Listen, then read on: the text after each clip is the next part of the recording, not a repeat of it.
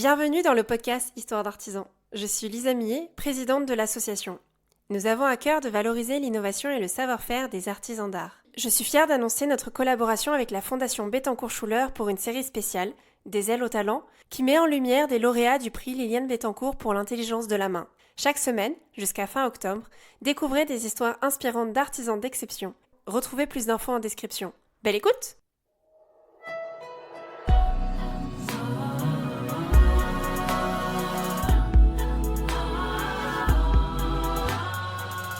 Des ailes au talent. Je vous propose de faire connaissance avec des artistes qui maîtrisent les techniques et savoir-faire des métiers d'art. Des ailes au talent, c'est une série de portraits de femmes et d'hommes dont le talent et le parcours méritent d'être racontés. Des portraits littéraires, car nous avons choisi de donner la parole à des écrivaines et à des écrivains. Chaque épisode de ce podcast est le fruit d'une rencontre entre un artisan d'art et une plume. L'auteur que vous allez entendre dans cet épisode, c'est Philippe Bordas. Il tire le portrait de l'héliograveuse Fanny Boucher. Vous écoutez la 3e saison des ailes au talent. Soyez les bienvenus.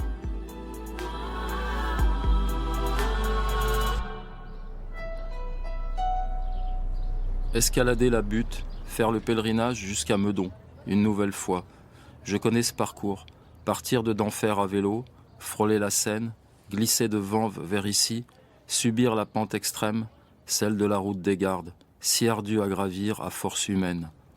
15 jours plus tôt, j'avais accompli mon entraînement cycliste sur ce même tertre, secoué par les os et les ligaments, sprintant sur la route pavée de l'Observatoire. L'abrupte colline de Meudon, mais depuis toujours ce lieu sacré du dépassement, qu'il fût poétique ou musculaire.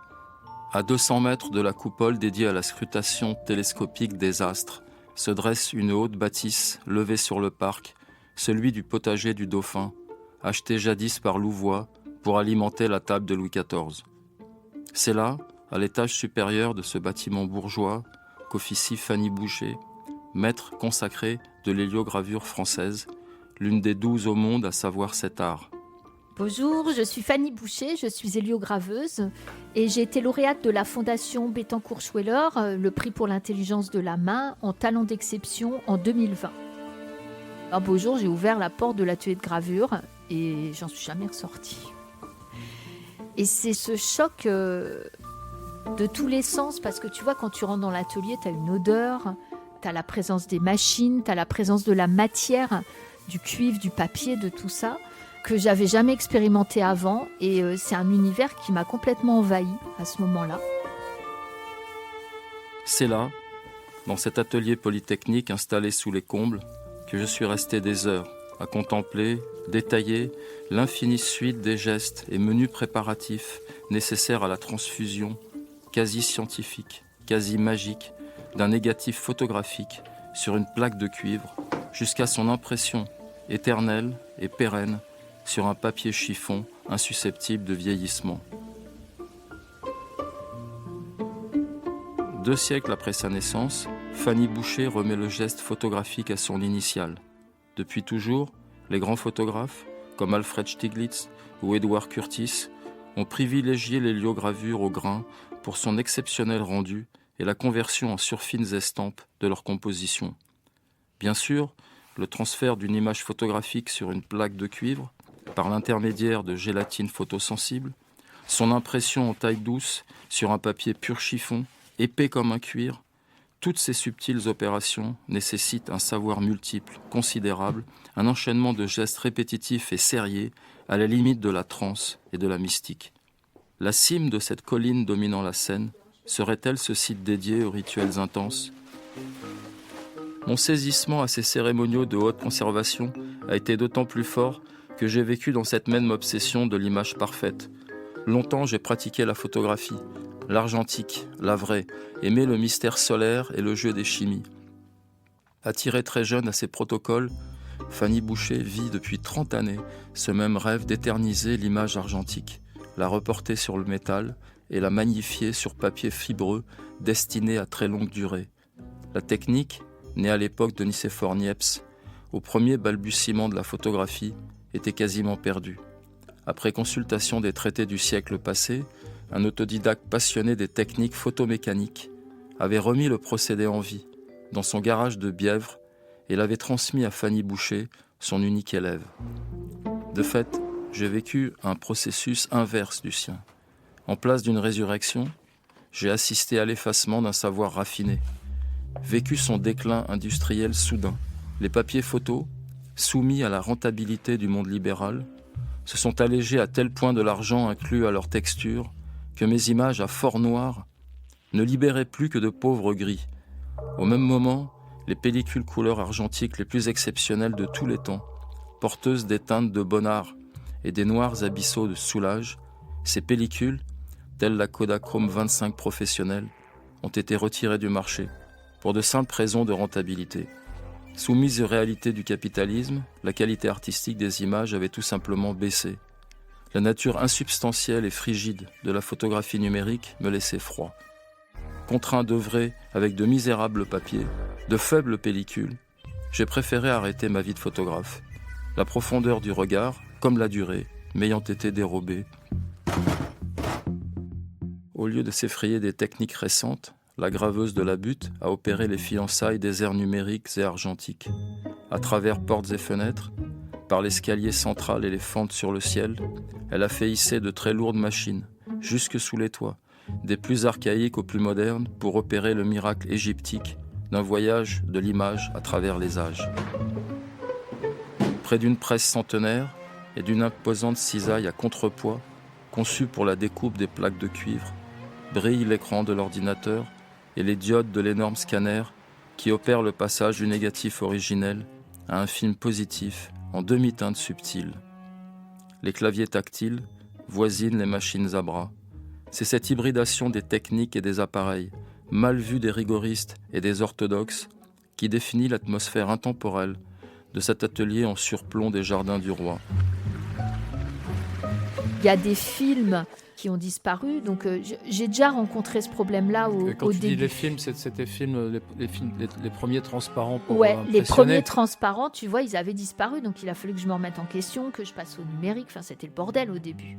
Parce que j'avais calé ma technique sur des films argentiques, Guy Minot a fermé, Aristas a merdé. C'est-à-dire que là, tu prends le négatif qui est scanné numériquement, et tu fais un report sur la machine numérique, donc tu n'as plus de matière, tu n'as plus de négatif. J'ai plus la matière argentique, tu vois. Là, j'ai réussi à sauver une étape. Et ce qui est super intéressant, parce que du coup, je démarre, ma première étape, c'est par le numérique, par un truc très actuel. Et au fur et à mesure du process, on remonte dans le temps. Donc je trouve ça vachement... Ah oui, c'est magnifique. Vachement chouette.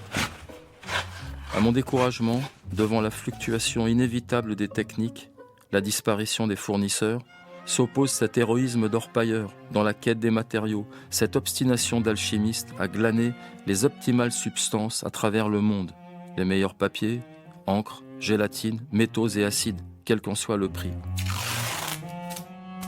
C'est une crainte, je pense qu'on a tous dans l'artisanat. C'est qu'en effet, on a des soucis. Moi, je rencontre des soucis de coût. Le cuivre, c'est devenu une matière extrêmement chère. J'ai des soucis de gélatine parce qu'il n'y a plus qu'un fabricant au monde qui fabrique la gélatine photosensible que j'utilise. C'est une dame, c'est Jennifer Page aux USA, donc qui a une boîte. Mais voilà, si elle arrête... Elle a quel âge ? Écoute, je pense qu'elle a dans mes âges, elle a 45, 50 ans, je pense. Mais le souci, c'est que si elle arrête du jour au lendemain, tu vois, là, elle avait changé son process de gélatine. Moi, ça me prend 6 mois, quoi, pour me recaler. Ah oui, c'est terrible, ça. Donc, c'est terrible. Donc, en fait, là, le travail que je fais, et je travaille dessus avec mon ancienne élève, parce qu'on est toujours très, très proches, c'est d'essayer de trouver notre propre gélatine. Au lieu de chercher une moderne technique de substitution, comme elle l'a fait en passant au numérique, Fanny Boucher imagine explorer les manières anciennes pour solutionner l'éventuelle pénurie. Il y a possibilité, je pense, de trouver avec des gélatines liquides. Il y avait Niepce qui faisait ça avec une gélatine liquide. C'est le temps qui nous manque souvent.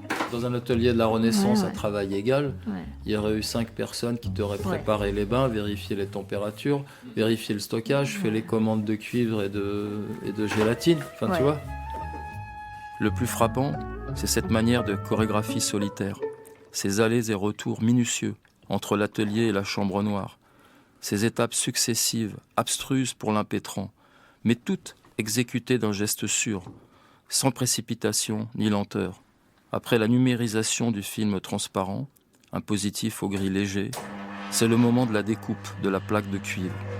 À la délicatesse des doigts succède la puissante pression des bras.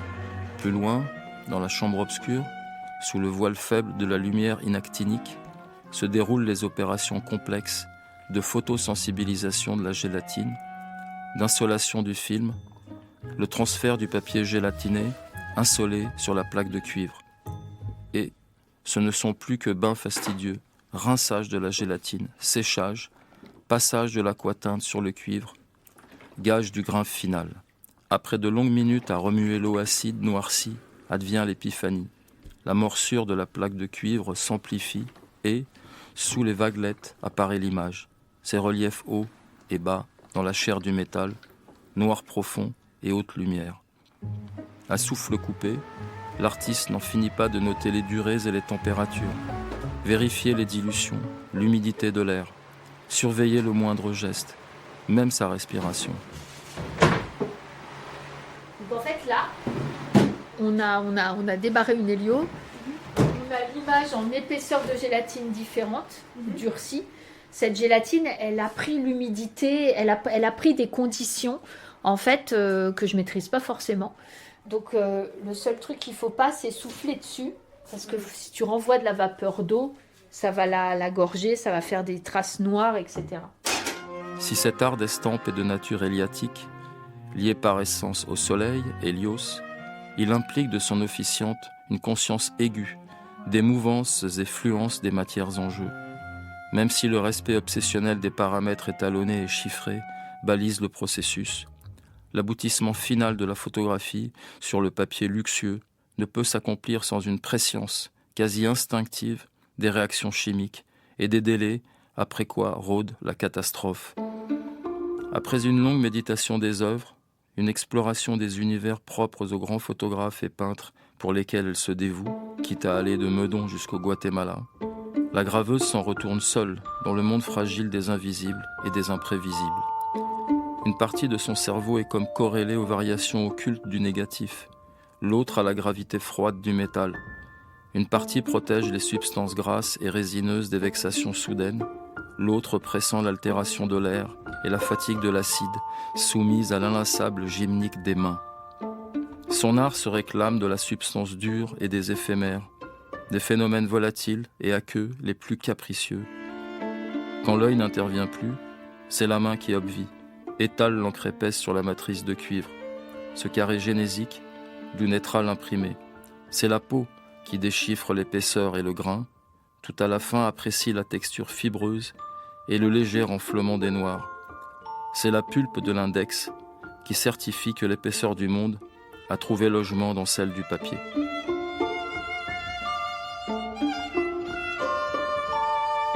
C'était le portrait de l'héliograveuse Fanny Boucher, un texte écrit et lu par Philippe Bordas. Des ailes au talent est un podcast de la Fondation Bettencourt-Schuller, réalisé par le studio Radio France en collaboration avec les éditions Gallimard.